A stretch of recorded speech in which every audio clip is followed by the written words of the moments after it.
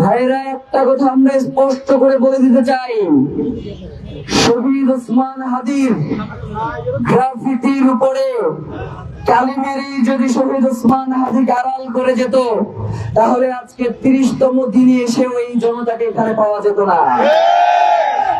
আমাদের কথা শুধু একটাই, গুম করে গুলি করে খুন করে থামাবে কে হাদিকে? শুয়োরের বাচ্চারা চেনে না আজাদিকে। প্রিয় ভাইয়েরা, আজকে 30তম দিন, এখন পর্যন্ত সরকারের পক্ষ থেকে এমন কোন সুস্পষ্ট আশ্বাস তারা দিতে সক্ষম হয় নাই, যার কারণে এই জুলাইয়ের জনতা আশ্বস্ত মনে ঘরে ফিরে যেতে পারে।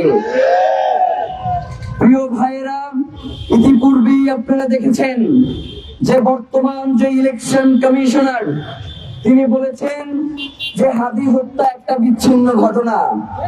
আমরা রাজনৈতিক দলগুলোর কাছে জানতে চাই, হাদি ঢাকা 8-এর গুরুত্বপূর্ণ একজন আসনের প্রার্থী ছিলেন। সেই সাথে জুলাই পরবর্তী আন্দোলনে জুলাইকে যারা ধারণ করেছেন তাদের মধ্যে হাদি ছিলেন অন্যতম।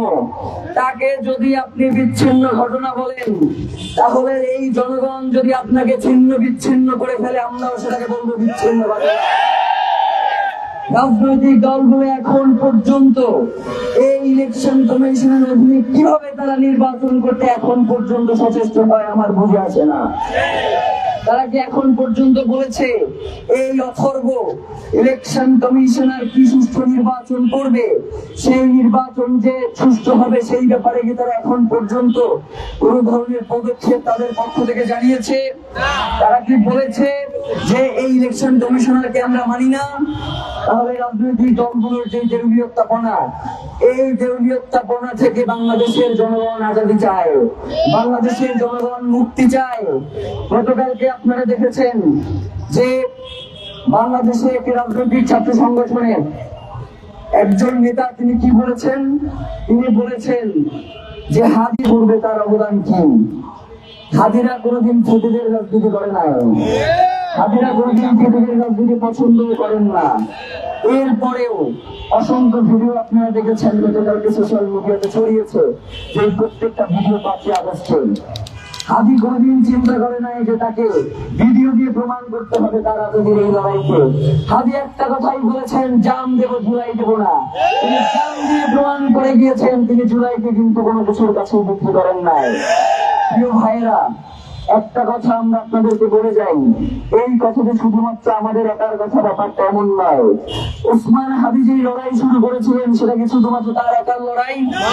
এটা তো বাংলাদেশের স্বাধীনতা সার্বভৌমত্বের লড়াই, এটা ইনসাফের লড়াই, এটা এই প্রজন্মের লড়াই, এটা ইসলামের লড়াই, এটা ইনসাফের লড়াই, এটা ইনকিলাবের লড়াই। এটাকে কোনোভাবেই দল মত এবং গোষ্ঠীর মধ্যে আবদ্ধ করা যাবে না। আমরা এই সরকারকে স্পষ্ট করে বলতে চাই, আপনি যে চার্জশিট দাখিল করেছেন, সেই চার্জশিট এখন পর্যন্ত আমাদের যারা টিম রয়েছে তারা পড়াশোনা করছে এই ব্যাপারে। এর ভিতরে আমরা এখন পর্যন্ত যেটা দেখতে পেয়েছি, বাপ্পি নামক এক কলা গাছকে সামনে এসে মূল ঘটনাকে আপনারা আড়াল করবার চেষ্টা করছেন। এই জনগণ কি আপনারা বোকা মনে হয়? যেই জনগণ জুলাই ঘটিয়েছে, সেই জুলাই জনতার দায় যেহেতু আপনারা নিচ্ছেন না, এই জুলাই জনতার কোন দায় নাই আপনাকে ক্ষমতায় টিকিয়ে রাখা। তাদের কোন ঠেকা পড়ে নাই আজীবন তারা রাজপথে রক্ত দিয়ে যাবে, আর আপনারা বারংবার তাদের রক্তের উপর দিয়ে ক্ষমতায় দিয়ে এইসব শিশুর উপরে চলাবেন। এই জনগণ, আজকে বাংলাদেশের জনগণ আপনাদেরকে একটা স্পষ্ট বার্তা দিতে চায়, সেটা হচ্ছে আগামী নির্বাচনে শহীদ ওসমান হাদি খুনিদের ব্যাপারে যারা সচেষ্ট থাকবে, ভোটের রাজনীতিতে জনগণ তাদের কি বেছে নিবে।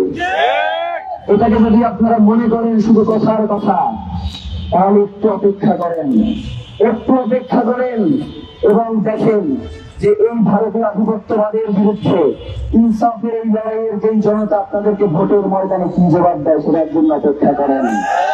ভাইরা, আজকে মনে হয় সর্বপ্রথম আমি ইসলামী আন্দোলন, বাংলা ছাত্র আন্দোলন বাংলাদেশের এই প্রোগ্রামে এসেছি। এর আগে আসলে আমার কোনো প্রোগ্রামে যাওয়ার সুযোগ হয় নাই।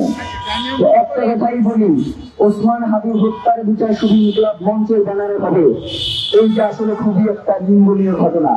পুরো বাংলাদেশের জনতা যেভাবে ইসলামী আন্দোলন, জামাত ইসলামী, বিএনপি সহ বাংলাদেশের যত সংগঠন রয়েছে, তারা সবাই যদি শরীফ ওসমান হাদির হত্যার বিচারের দাবিতে সোচ্চার না হয়, তাহলে বাংলাদেশে যে ভারতীয় আধিপত্যবাদ, বাংলাদেশে যে সার্বভৌমত্বের লড়াই, বাংলাদেশের পতাকার দিকে যে বিদেশি সবুজদের যে চোখ, সেই চোখকে আমরা উপরে ফেলতে পারবো না।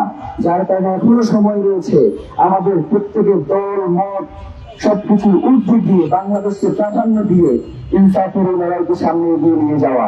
সবাইকে অসংখ্য ধন্যবাদ। বাংলাদেশ জিন্দাবাদ, ইনকিলাব জিন্দাবাদ।